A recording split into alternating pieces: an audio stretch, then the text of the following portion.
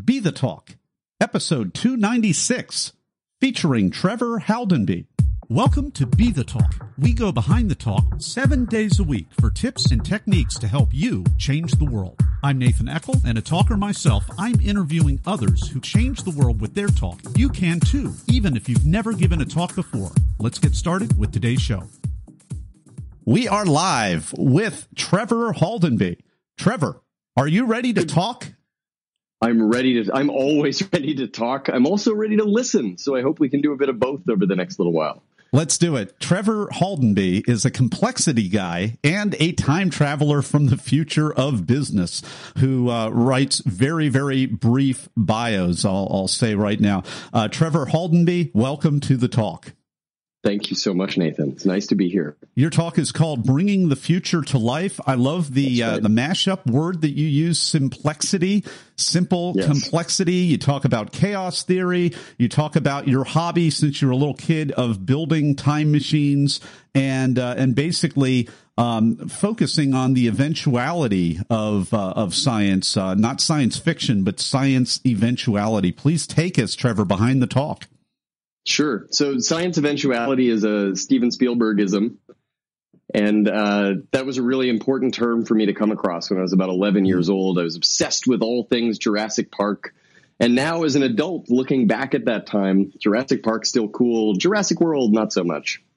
But I was trying to figure out for myself, what was so important about that book? And what was so important about that film? What made it sticky? And what I found for myself is that it was an experience, reading the book, watching the film, that occurred in the present. And it was about the future of biotechnology, the future of genetic engineering, the future of business, gone horribly awry in that case. But it also did this really good job of bracketing. I'm a photographer as well. So photographers know, especially in the age of HDR, or high dynamic range photography, that you can get a perfect shot by bracketing your exposure, by taking 3 pictures instead of one that's underexposed, one that's just right, and one that's overexposed. Then you can put them all together. And Jurassic Park is kind of like an auto exposure bracketing book. It's about the present. It's about the ongoing challenges and ethical dilemmas that humanity faces. It's about the future we're moving into, which we see as dominated by technology, but it's also about the past. And what I got out of reading Jurassic Park was this idea that you can play with all 3 of those things simultaneously. You can be in the present. You can hearken back to the things that have made humanity human for thousands of years, the stories we tell, the way that we imagine alternative scenarios. And you can make those about the future. Now, I'm a strategic foresight professional, which some people shorten and abbreviate into futurist. I'm a team futurist rather than an individual futurist. So I believe this is a team contact sport, not something that is best done in isolation. Most of the futures work I see from the traditions of scenario planning, particularly, which has been going on for 40 or 50 years now, are these really bold ideas about the future. What does space exploration look like a generation from now? How do we get a clean energy economy up and running? What does it mean, or what would it look like to have a truly equitable society for all people? Most of the work that gets done on these really important ideas is done in the form of double-spaced text on a white page that sits on the binder on a bookshelf of like a policy advisor or a president or a thought leader or a guru or something, or a strategist. And while fiction has an enormous power to motivate people, to help people imagine what could be, what should be, what might be different from the world of today, I think it's pretty hard to ignore as you walk around the streets of a city, as you look at what happens in the living rooms and in the technology and the pockets of people these days, that written fiction just doesn't cut it anymore. And so we've done ourselves a little bit of a disservice in the profession of strategic foresight by writing it down and double spacing it and putting it in binders for 50 years. And what my talk was about was asking a question of whether we could really transform the way we think about and make changes that play out in the future by not writing it down or creating pictures of it, but by simulating it in a really immersive and interactive and experiential way. When I was in the midst of the research that I was doing at OCAD University here in Toronto that led to my TEDx talk, I cracked open a fortune cookie that had a lovely little message inside that I'd seen 100 times before. It's a quote often attributed to the philosopher Confucius that I hear and I forget. I see and I remember, but it's when we do that we truly understand. And if you look across professions, across industries, across hobbies, you find all kinds of people doing to truly understand what they're capable of, what the world needs right now, and how a thing should work. Actors rehearse, athletes train, soldiers drill. But when you look into the business world particularly, when it comes to making a strategy, when it comes to planning for the future, imagining what the future could be, there isn't much of an appetite or a habit there for simulation, for rehearsal, for training, for practice. And I found that very kind of disturbing. So, Trevor, how do we practice the future? I love this idea of simulation, of getting involved, making it real contextual instead of being on a binder with all the other binders. It's almost like that Indiana Jones at the end. They put the Ark of the Covenant up in its storage, and it looks like every other box out there, which is the most blasphemous thing ever if you really understand the meanings of it. How can we get out of something where the most amazing things that we're heading into are completely irrelevant because it's commoditized and filed away? How do we practice the future? So before I got into the strategic foresight game, which had been like a hobby of mine and an interest of mine as far back as I can remember, starting with reading science fiction as a kid, I worked in game design and experience design and in the theater, designing great experiences that help people engage with the meaning of something rather than the facts and figures and statistics of something. And what I kept thinking of as I was studying to become a futurist and coming across more and more of these written double-spaced scenario plans was this idea that if we took the language of the experience of alternate reality games, of immersive theater, shows like Sleep No More that you can see in New York, of massively multiplayer online role-playing games where people really get into the story, contribute to it, feel like they're a meaningful part, a character in the story, not just a spectator of it. My hypothesis was if you applied that to a conversation about the future, you could create a whole new level of meaningful engagement with the ideas, critical or ecstatic, that are being discussed. And so in 2012 and 2013, I launched a company that did that, called The Mission Business.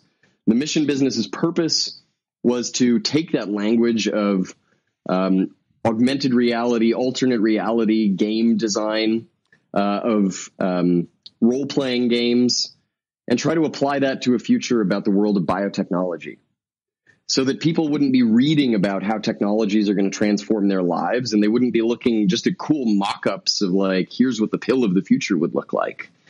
Here's what the person of the future might look like. Our goal was to plant people directly into the middle of a world, of a whole universe, where everything in the scenarios was taken as true, was the rules of the operating system of that world. Over the course of 2012, exploring the scenario about the future of lifestyle biotech, what it'll mean to augment ourselves, to rewire the operating system in our brains and in our social networks, using corporate products. We tried very hard to look at all of the different experiential pieces and levers of what that would actually mean for a person. If you went to a party with 15 people who were taking love drugs that rewired their pheromonal systems to not only make them attractive to other people, but allow them to like invisibly diagnose other people in the room for sexually transmitted diseases, for compatibility as a mate, for similar interests and hobbies, what would that actually look and feel like? And what would it take to get people to put a pill that does that in their mouths and swallow it down and believe maybe for a couple of hours that it was real? Well, if it's a corporation selling you that product, they're going to have social media accounts. They're going to have on-street like activation teams. There's going to be a CEO who's a little bit morally questionable, but does what the market wants to hear. And so rather than writing down those things, we brought them to life. We brought together a team of about 50 actors to play the leadership team, as well as the protesters against this fictional company from the future called Biologic. And played it out over the course of about 9 months in a series of live action events where for 2, 3, 12 hours at a time, people would live and breathe inside a world where the scenario about the future of rewiring our DNA in order to be better, stronger, cooler people was real. And when you're faced with the kind of ethical dilemmas that are often written down on a page in real life, I think you learn something very different about what they mean to you. You have a lived experience, whether it's a simulated and fictional real lived experience or not. It's an experience that touches all your senses, and it reminds you of the consequences of what happens when we let an idea that sounds really good into the world and play out the implications of it. Who has and who doesn't have access to these products? What sort of a disadvantage does that put the people who can't afford or get access to these products that modify their DNA to make them more special? What does that feel like when you don't have access to that? What would it feel like to protest the company that is bringing this stuff to market aggressively and without much care for the implications of who does and does not have access to this? What if the company was hiding something from you, like the fact that their products had really nefarious side effects that would screw up your life and your body? What would it feel like to realize that you were being lied to? And so over the course of about 9 months, we brought somewhere in the vicinity of 3,000 people into this experience where they were meeting characters, playing the head of research and development or marketing, even janitorial services for this fictional company from the future. And rather than reading the white paper, they were getting into a conversation about the ethical, the moral, the technological implications of these changes that are coming at us really fast by living through them. What we found by surveying people and by interviewing people who'd been a part of these events, as well as encouraging them to tweet from within the world as these like theatrical performances unfolded one after another, is that it was prompting a really powerful ability to critically reflect on what these technologies might mean before they come to market. We were giving people an opportunity, not like an actor does, to rehearse what they should do when something happens, but to pre-rehearse what it could mean for them, and to give people an opportunity and a head start, maybe 2 or 3 or even 15 years in advance, to try a future on for size and see what it meant for them. And what we learned is that a lot of people were really critical of what we imagined to be the most likely scenario for a mass market genetic re-engineering of ourselves as a species. Corporations shouldn't be in control of that re-engineering. Or if they are, they should be very open, not very closed, contrary to how we see many corporations behaving in the pharma space and in technology products today and around social media platforms too. Another thing that we found is that there's a really powerful opportunity when you make the future playful and make it a story that people can experience for themselves, to get away from this trope that is often associated with the future, that the best thing we can do about the future is predict it. And towards a new mindset where the best thing you can do to prepare for the future is not to predict it, but is to pluralize it, to stop thinking about there being a single future and start thinking about there being an infinite number of possible futures that are determined and that are less or more likely over the course of the time frame you're considering, 5, 10, 15 years, based not on just the trajectories of technologies maturing and the dropping price of gene sequencing, for example, but based on their actions. The idea that we vote for futures with our actions every day as consumers, as parents, as friends, as employees, sounds to me sort of like an obvious idea, but to a lot of people who were participating in our events around this fictional company, Biologic, there was a bit of an epiphany aha moment that the future is the sum total of your actions, your opinions, and your interactions with other people in the world. It's what we make of it. And that was new and sometimes kind of unsettling, but usually pretty exciting for people. People who maybe hadn't ever been involved in an activist movement before. I think part of what we gave the public here in Toronto when we were running these events was the opportunity to see what it might be like to be an activist in the year 2025, 2026, where we're trying to develop policy and develop regulations around who gets to modify their genetic code. To what end? Does that make them more successful in business, in their personal lives? And what are the unforeseen consequences of that when you sign your genetic code over to a private corporation? Is it worth it? That sounds interesting. It was so much fun. We did a lot of disturbing things to try and, though I mentioned in our conversation before we went live that the future is neither utopian or dystopian. It's always going to be sort of a mashup of gray in the middle because someone else's utopia is someone else's dystopia. We pushed things to extremes on both ends. The promise of a utopia from a company is very seductive and very attractive, but the reality can often be dystopian. I just saw a comment pop up. It's Truman Show mixed with The Matrix. That's a very good combinatorial label for what we were doing. Powerful stuff all day. Yeah. Well, I mean, it's powerful stuff. And as Trevor mentioned, what's the future like? Is it a dystopian? Is it a negative future? Is it an optimistic future? Who's in charge of that future? Well, you might believe somebody else is, or you might believe that you are. So we're here to say we believe that you're in charge of your future. And it's really interesting hearing how Trevor has essentially put together a time machine through a social construct of experiences and simulations to really paint a picture of how we might act. Think about a flash mob that's a little bit more scripted, giving you elements of what could be in the future. So we've been enjoying this talk with Trevor Haldenby. His talk is called Bringing the Future to Life. We're going to pivot for a very rapid blitz round in just a moment. Hey, Talk Universe. I hope you've been enjoying today's episode with today's guest. But you know what? Many people want more than that. Many people that listen to Be the Talk actually want to give a talk. And if that's you, you're not alone. Listen to the rest of this podcast.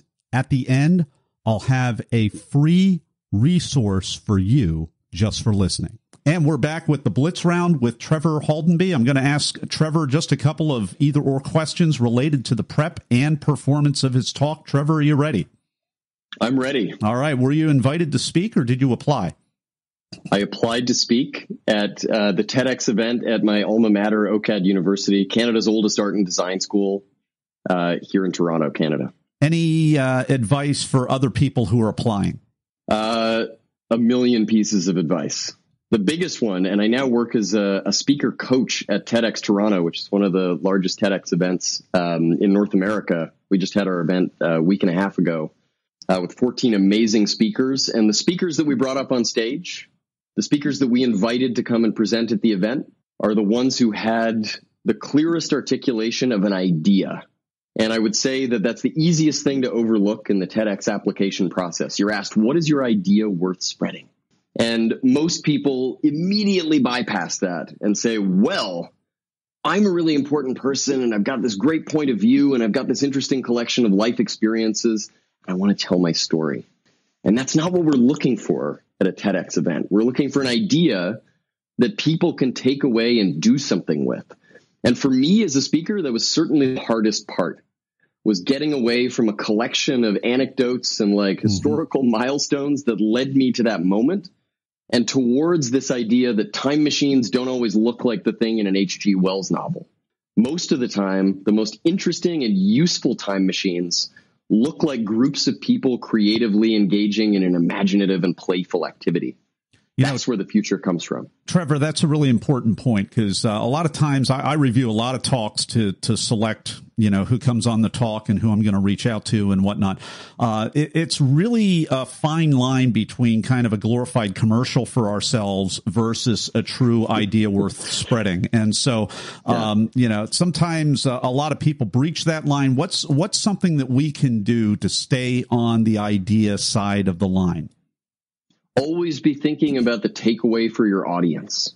It's so easy to think about the experience you want to have on stage, about the words that need to come out of your mouth. But the most important thing to think about when you're coming up with the stories you want to tell in your talk, when you're distilling your idea down into something super concentrated and digestible, is asking yourself, what are people going to do when they leave this room? Am I giving them a prompt? Am I helping people understand what they might do with this information? Or am I just fire hosing them and hoping that it looks cool? And a lot of people fall into the latter camp. But to take a designerly approach in the spirit of the D in TEDx, put your audience first. Think about the value to your audience of your idea and what it might mean for 5, 6, 100 different kinds of people from different walks of life, from different backgrounds, from different communities to do something with that idea. And if you find that you're struggling, it's not your fault. You're not uninteresting. Probably just need to do more work concentrating and distilling the idea.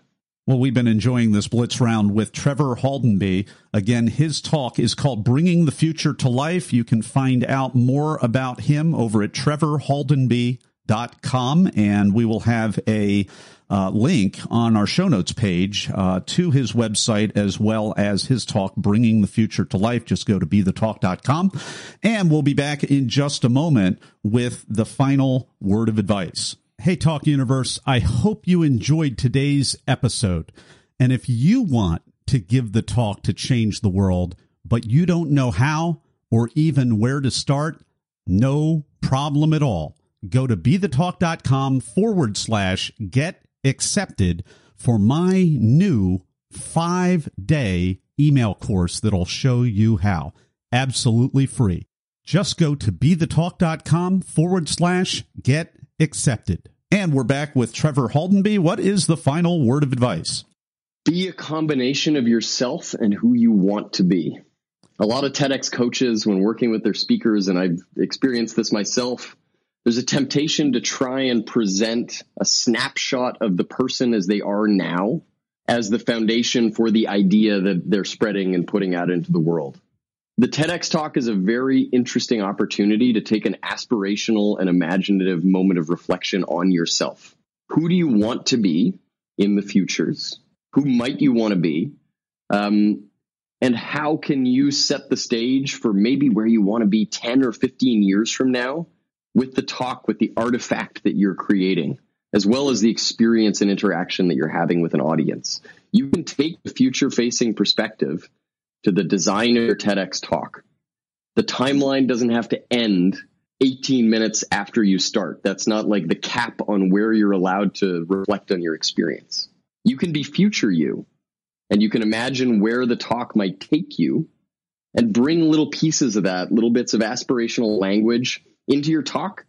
It'll make it easier for you to deliver an engaging and exciting experience on stage. And it will make it easier for people to walk out of your talk saying, wow, that idea was really interesting, bringing the future to life. What would that look like for me? What kind of a time machine could I design with my family, with my friends, with my coworkers, with my mentors that would help us mature, help us blossom, help us become what we want to become? Well, Trevor Haldenby, thank you so much for this look into the future. Thanks for sharing your wisdom with Talk Universe today. Thank you. Thanks for listening to Be the Talk. For tips and resources to help you change the world, go to BeTheTalk.com. See you tomorrow.